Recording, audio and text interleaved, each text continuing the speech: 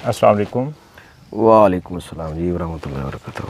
जी दोस्तों, आज यहाँ पर हम मौजूद हैं कैसर खान साहब के पास और इन्होंने NS 756 लगाया हुआ है।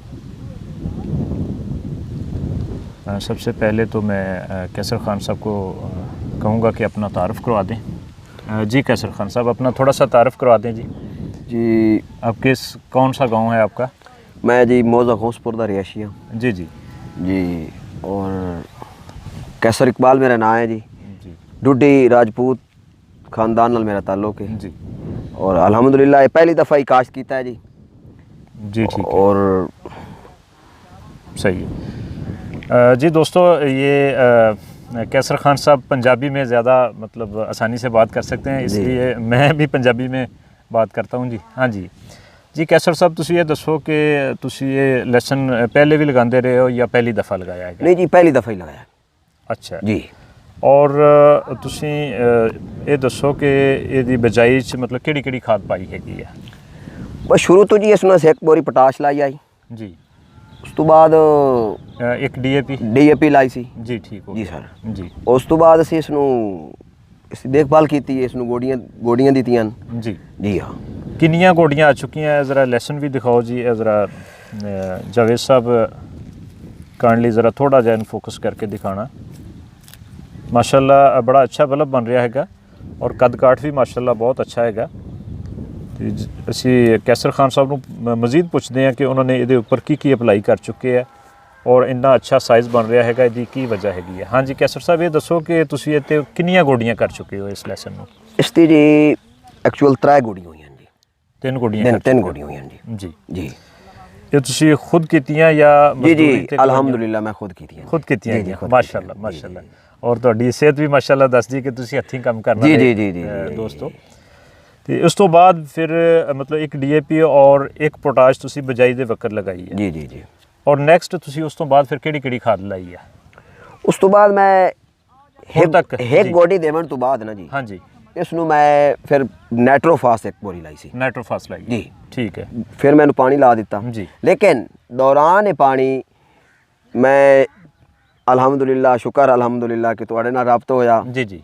ਤੁਹਾਡਾ ਉਹ ਰਿਕਲੇਮਰ ਹਾਂਜੀ ਉਹ ਮੈਂ ਦਿੱਤਾ ਇਸ ਨੂੰ। ਉਸ ਤੇ ਦੇਵਣ ਤੋਂ ਬਾਅਦ ਇਸ ਦੀ ਇਹ ਪੋਜੀਸ਼ਨ ਬਣ ਗਈ ਜੀ। ਮਾਸ਼ਾਅੱਲਾ ਜੀ, ਬਹੁਤ ਇਤਨੀ ਅੱਛੀ ਗਰੋਥ ਹੋਈ ਕਿ ਯਕੀਨ ਕਰ ਜਾਓ ਦਿਲ ਵੀ ਬੜਾ ਖੁਸ਼ ਹੋਇਆ ਜੀ। ਕਿਉਂਕਿ ਫਸਲ ਕਾਸ਼ਤ ਕੀਤੀ ਹੋਵੇ ਤੇ ਖਰਚਾ ਕੀਤਾ ਹੋਇਆ ਹੋਵੇ ਤੇ ਅਗਰ ਉਸ ਦਾ ਰਿਜ਼ਲਟ ਸਹੀ ਨਾ ਹੋਵੇ ਜੀ ਤਾਂ ਫਿਰ ਬੜਾ ਦੁੱਖ ਲੱਗਦਾ ਜੀ। ਲੇਕਿਨ ਇਹ ਫਸਲ ਦੇਖ ਕੇ ਬੜੀ ਖੁਸ਼ੀ ਹੋ ਰਹੀ ਹੈ ਮਾਸ਼ਾਅੱਲਾ।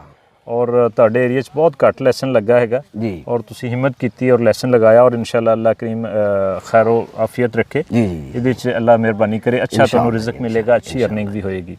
अच्छा, एक DAP लगाती, एक तुसी पोटाश लगाई है जी बिजाई दे वक्त, उस तो बाद एक नाइट्रोफास लगाई जी, जी, जी। और नैक्सट अगे फिर मजीद कोई खाद ਇਹਦੇ ਉੱਪਰ ਕਿਹੜੀ ਲਾਈ ਹੈ? ਖਾਦ ਨਹੀਂ ਲਾਈ ਜੀ, ਇਸ ਨੂੰ ਮੈਂ ਸਲਫਰ ਲਾਈ ਹੈ। ਉਸ ਤੋਂ ਬਾਅਦ ਮੈਂ ਇਸ ਨੂੰ ਹਰ ਪਾਣੀ ਤੇ ਮੈਂ ਤੁਹਾਡਾ ਰਿਕਲੇਮਰ ਦਿੱਤਾ ਹੈ ਜੀ। ਰਿਕਲੇਮਰ ਹਰ ਪਾਣੀ ਤੇ ਮੈਂ ਲਾਇਆ ਜੀ। और बहुत थोड़ी जी खाद लगाई है। सल्फर के इस्तेमाल, खादा का इस्तेमाल बहुत कम है, बहुत कम है जी, बहुत कम की जी। मतलब एक DAP, एक पोटाश और एक नाइट्रोफास और बाकी सल्फर वगैरह, सल्फर और रिकलेमर इस्तेमाल किया और इसका बड़ा अच्छा रिजल्ट मिला माशाअल्लाह जी। बहुत थोड़े खर्चे दे तुसी बड़ा अच्छा ਜਿਹੜਾ ਹੈਗਾ ਲੈਸਨ ਜੀ 10 ਕਨਾਲ ਤਿਆਰ ਕਰ ਰਹੇ ਹੋ ਜੀ। ਜੀ ਕਿੰਨਾ ਤੁਹਾਡੇ ਕੋਲ ਲੱਗਾ ਜੀ? ਇਹ ਜੀ 10 ਕਨਾਲ ਹੈ ਜੀ। 10 ਕਨਾਲ ਲੱਗਾ ਹੋਇਆ ਮਾਸ਼ਾਅੱਲਾ ਜੀ। ਇਹ ਦੱਸੋ ਕਿ ਇਹਦੇ ਉੱਪਰ ਸਪਰੇ ਤੁਸੀਂ ਇੱਕ ਦਿੱਤਾ? ਹਾਂ ਜੀ। ਇਸ ਤੋਂ ਇਲਾਵਾ ਇਸ ਦੇ ਉੱਪਰ ਬਾਇਓ ਸਪਰੇ ਵੀ ਇੱਕ ਇਸਤੇਮਾਲ ਹੋਇਆ? ਹਾਂ ਬਿਲਕੁਲ ਜੀ, ਤੁਸੀਂ ਭੇਜਿਆ ਸੀ ਔਰ ਇਸ ਦੀ ਗਰੋਥ ਵਾਸਤੇ ਉਹ ਸਪਰੇ ਕੀਤਾ ਹੀ ਔਰ ਮਾਸ਼ਾਅੱਲਾ ਪੱਤੇ ਦੀ ਚੌੜਾਈ ਵੀ ਕਾਫੀ ਜ਼ਿਆਦਾ ਹੈਗੀ ਹੈ ਪੱਤੇ ਦੀ ਜੀ। ਬਿਲकुल ਦੇਖ ਸਕਦੇ ਹੋ ਦੋਸਤੋ ਜੀ। ਠੀਕ ਹੋ ਗਿਆ। ਇਹਦੇ ਉੱਪਰ ਕੋਈ ਬਿਮਾਰੀ ਤਾਂ ਨਹੀਂ ਆਈ NS 756 ਤੇ? ਫਿਲਹਾਲ ਨਹੀਂ ਆਈ ਜੀ, ਫਿਲਹਾਲ ਕੋਈ ਬਿਮਾਰੀ ਨਹੀਂ। ਅੱਲਾਹ ਕਰੀਮ ਦਾ ਬੜਾ ਸ਼ੁਕਰ ਹੈ, ਇਸ ਤੇ ਕੋਈ ਬਿਮਾਰੀ ਨਹੀਂ, ਕੋਈ ਫੰਗਸ ਦੀ ਅਟੈਕ ਨਹੀਂ ਹੈਗਾ ਜੀ। ਤੇ ਤੁਸੀਂ ਥੋੜਾ ਜਿਹਾ ਦੇਸੀ ਗੁਲਾਬੀ ਵੀ ਲਗਾਇਆ ਹੈ ਜੀ? 10 ਮਰਲੇ ਲਾਇਆ। 10 ਮਰਲੇ ਲਗਾਇਆ। ਉਹਦੀ ਕੀ ਪੋਜੀਸ਼ਨ ਹੈ? ਉਸ ਦੀ ਪੋਜੀਸ਼ਨ ਇਸ ਨਾਲੋਂ ਨਾਰਮਲ ਹੈ। ਇਸ ਨਾਲੋਂ ਥੋੜਾ ਜਿਹਾ ਉਹ ਨਾਰਮਲ ਹੈ, ਮਤਲਬ ਕਮਜ਼ੋਰ ਹੈ। ਹਾਲਾਂਕਿ खुराक वही है उसमें, ਇਹਦੀ ਨਿਸਬਤ ਕਮਜ਼ੋਰ ਹੈ। ਬਹਰਹਾਲ ਵੈਸੇ अच्छा है। लहसन बहुत अच्छा है, क्वालिटी बहुत अच्छी है जी, क्वालिटी बहुत अच्छी है, लहसन अच्छा है। लेकिन इस नालों थोड़ा वो NS 756 ਦੀ ਦੇ ਅਗਰ इसकी ग्रोथ अच्छी है ਇਹਦੀ ਜ਼ਿਆਦਾ ਅੱਛੀ जी ਗਰੋਥ जी ਹੈ इसकी ग्रोथ बहुत देसी गुलाबी जी ਦੀ जी जी जी जी इसकी ग्रोथ बहुत ज़्यादा अच्छी है। ਬਿਲਕੁਲ ਠੀਕ ਹੋ ਗਿਆ। ਕੈਸਰ ਖਾਨ ਸਾਹਿਬ ਤੁਸੀਂ ਇਹ ਦੱਸੋ ਕਿ ਅੱਲਾ ਕਰੀਮ ਖੈਰ ਰੱਖੇ, ਅੱਗੇ ਰੇਟ ਵੀ ਅੱਛਾ ਲੱਗੇਗਾ ਇਨਸ਼ਾਅੱਲਾ, ਉਮੀਦ ਹੈ। ਔਰ ਜਿਸ ਤਰ੍ਹਾਂ ਸਾਡੇ ਫਾਰਮਰ ਭਾਈਆਂ ਨੇ ਇਨੀਸ਼ੀਏਟਿਵ ਲਿਆ ਹੈਗਾ, ਲੈਸਨ ਲਗਾਇਆ ਹੈਗਾ, ਮੈਨੂੰ ਬੜਾ ਯਕੀਨ ਹੈ ਕਿ ਅੱਲਾ ਕਰੀਮ ਖੈਰ ਰੱਖੇ ਅਸੀਂ ਵਿਦਨ ਕੋਈ 3-4 ਸਾਲ ਦੇ ਅੰਦਰ ਜਿਹੜੀ ਇੰਪੋਰਟ ਕਰ ਰਹੇ ਹਾਂ ਚਾਈਨਾ ਤੋਂ ਮੰਗਵਾ ਕੇ, ਅਸੀਂ ਲੈਸਨ ਬੇਕਾਰ ਕਿਸਮ ਦਾ ਖਾ ਰਹੇ ਹਾਂ, ਬਿਲਕੁਲ ਜੀ ਅਸੀਂ ਉਤੋਂ ਮਤਲਬ ਬਚਣ ਦੀ ਪੂਰੀ ਕੋਸ਼ਿਸ਼ ਕਰਾਂਗੇ। ਆਪਣੀ ਪ੍ਰੋਡਕਸ਼ਨ ਜਿਹੜੀ ਘਰ ਦੀ ਹੈਗੀ, ਆਪਣੇ ਮੁਲਕ ਦੀ ਹੈਗੀ ਹੈ, ਔਰ ਦੇਸੀ ਲੈਸਨ ਜਿਹੜਾ ਹੈਗਾ ਅਸੀਂ ਉਹਨੂੰ ਮਤਲਬ ਕੋਸ਼ਿਸ਼ ਕਰਾਂਗੇ ਕਿ ਆਪਣੇ ਮਾਰਕੀਟ 'ਚ ਲੈ ਕੇ ਆਈਏ। ਜੀ ਜੀ ਔਰ ਬੜੀ ਇੱਕ ਅੱਛੀ ਗੱਲ ਹੈ ਕੈਸਰ ਖਾਨ ਸਾਹਿਬ, ਮੈਂ ਤੁਹਾਨੂੰ ਦੱਸਾਂਗਾ, ਆਪਣੇ ਦੂਸਰੇ ਫਾਰਮਰ ਭਾਈਆਂ ਨੂੰ ਵੀ ਮੈਂ ਦੱਸਣਾ ਚਾਹੂੰਗਾ ਕਿ ਰੀਕਲੇਮਰ ਅਸੀਂ ਪਿਛਲੇ ਸਾਲ ਜਿੱਥੇ ਪਵਾਇਆ ਸੀ, ਮੈਂ ਇੱਕ ਵੀਡੀਓ ਵੀ ਦੋਸਤਾਂ ਨਾਲ ਸ਼ੇਅਰ ਕੀਤੀ ਹੈਗੀ ਆ। ਹਾਲੇ ਤੱਕ ਮੇਰੇ ਕੋਲ ਲਸਣ ਜਿਹੜਾ ਹੈਗਾ ਬੜੀ ਅੱਛੀ ਕੰਡੀਸ਼ਨ 'ਚ ਪਿਆ ਹੈਗਾ, NS 756 ਮੈਂ ਦੋਸਤਾਂ ਨੂੰ ਬਿਲਕੁਲ ਉਹ ਦਿਖਾਇਆ ਹੈਗਾ। ਔਰ ਅਗਰ ਕੋਈ ਦੋਸਤ ਦੇਖਣਾ ਚਾਹੁੰਦਾ ਤਾਂ ਮੇਰੇ ਕੋਲ ਕੁਝ ਗੁੱਠੀਆਂ ਹਾਲੇ ਵੀ ਪਈਆਂ ਕੁਝ, ਔਰ ਮੈਂ ਘਰ ਆਪਣੇ ਉਹ ਦੇਸੀ ਲਸਣ ਖਾ ਰਿਹਾ ਹੈਗਾ।